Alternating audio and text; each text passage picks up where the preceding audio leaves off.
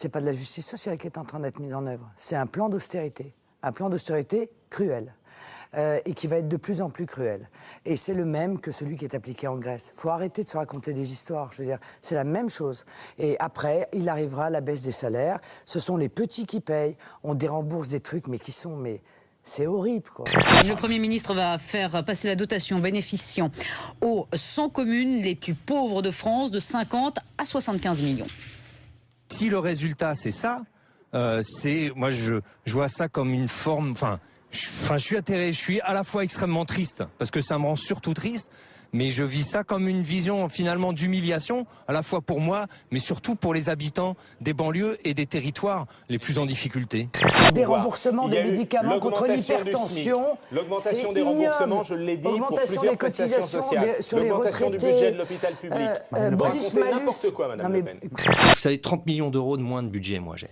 Je demande simplement 5 millions, juste pour avoir accès au crédit. Parce que demain, c'est des entreprises que je n'ai pas payées, des chantiers qui ne vont pas être finis. Et d'ailleurs, j'ai fait une déclaration en demandant à Jean-Marc Ayrault de venir avec moi, rencontrer les entreprises qui ne vont pas être payées. Vous l'avez eu, Jean-Marc Ayrault, il vous a répondu? Non, j'ai la déclaration est de là, on va voir. François Hollande qui a déjà gagné un truc, c'est le plus gentil. C'est vrai.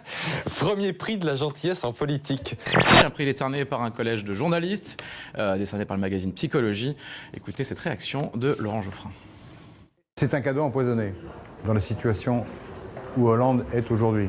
Puisque les gens attendent plus que de la gentillesse. Ils attendent certes une ouverture, mais surtout une volonté, une détermination. J'aurais préféré, moi, qu'ils reçoivent le prix de l'efficacité économique, qu'ils reçoivent le prix de la lutte contre le chômage, qu'ils reçoivent le prix de la clarté dans ses positions politiques. Voilà, c'est un clin d'œil. Vous savez, quand on dit que quelqu'un il est gentil, je crois même que dans un film, on dit il est gentil, il est surtout gentil. C'est pas forcément un compliment. Vous êtes classé 6e homme politique le plus gentil par le magazine Psychologie. Magazine, normal, pas normal? Vous êtes gentil? Non, non. Non? Ah, vous n'êtes pas gentil? On n'est pas gentil, hein. Ben non, on est trop. Justement, les ouvriers sont trop gentils aujourd'hui.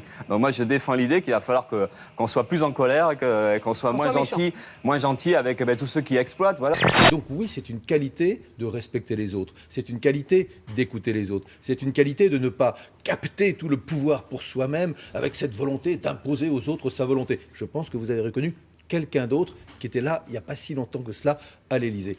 Nous avons reçu avec Gilles Bernard Debré la semaine dernière qui disait qu'il faut tourner la page. Roselyne Bachelot dit que si jamais il revenait, elle ne voterait pas pour lui, ou probablement pas pour lui. Donc est-ce que c'est pas ça, finalement, la différence de fond?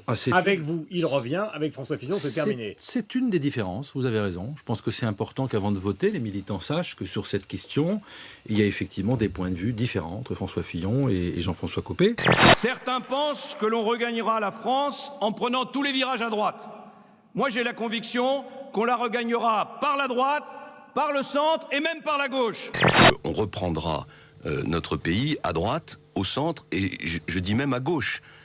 Parce que mon idée, c'est aussi de parler à des électeurs de gauche qui sont des électeurs déçus. Cette stratégie du rassemblement, c'est vrai, me distingue de Jean-François Copé. Vous avez cassé la police et la gendarmerie en baissant et en détruisant les effectifs. Nouvelle zone de sécurité prioritaire pour s'attaquer à la délinquance là où elle est véritablement ancrée. Monsieur Sall, ce sujet-là, vous voulez l'exploiter, vous vous trompez. Nous nous occupons, contrairement à vous, de la sécurité des Français et de la lutte contre la délinquance. Monsieur le ministre de l'Intérieur vient de démontrer sa fébrilité face aux résultats de l'insécurité au mois d'octobre. Ces chiffres signent la fin de la période de l'esbrouf, de la communication, de l'agitation. L'esbrouf, c'est vous. L'échec, c'est vous. La hausse de la délinquance, c'est vous. Les suppressions de postes de policiers et de gendarmes, c'est vous. Le retour du terrorisme dans ce pays, c'est vous. La division des Français, c'est vous. Monsieur Ciotti, vous n'avez pas protégé les Français. Vous n'avez pas protégé les Français. Vous n'avez pas été capable de les protéger. Ces propos sont intolérables. Perdre son sang-froid, avoir de tels propos injurieux. Jamais sous la 5e, un ministre de l'Intérieur ne s'est permis de telles accusations. Qu'est-ce que ça veut dire que l'opposition aurait favorisé le terrorisme? Mais c'est irresponsable. Ma mission, elle est simple. C'est de parvenir à redresser la croissance et à réduire le chômage. Et c'est sur ces résultats, ces seuls résultats, que je demande à être jugé par les Français.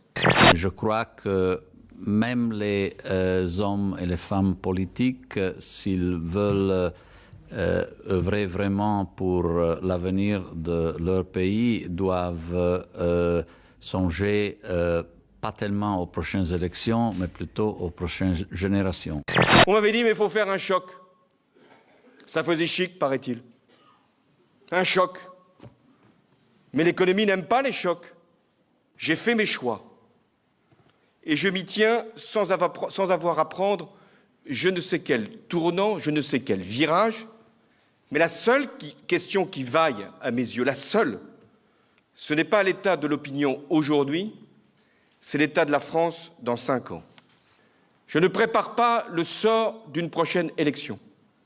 Je prépare le sort d'une prochaine génération.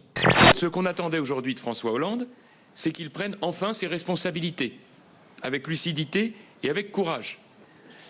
C'est rien de dire combien notre espoir a été déçu.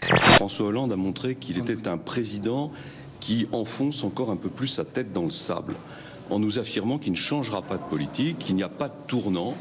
Eh bien moi je veux lui dire que s'il n'y a pas de tournant, au bout de la ligne droite, il y a le mur de la récession et du chômage.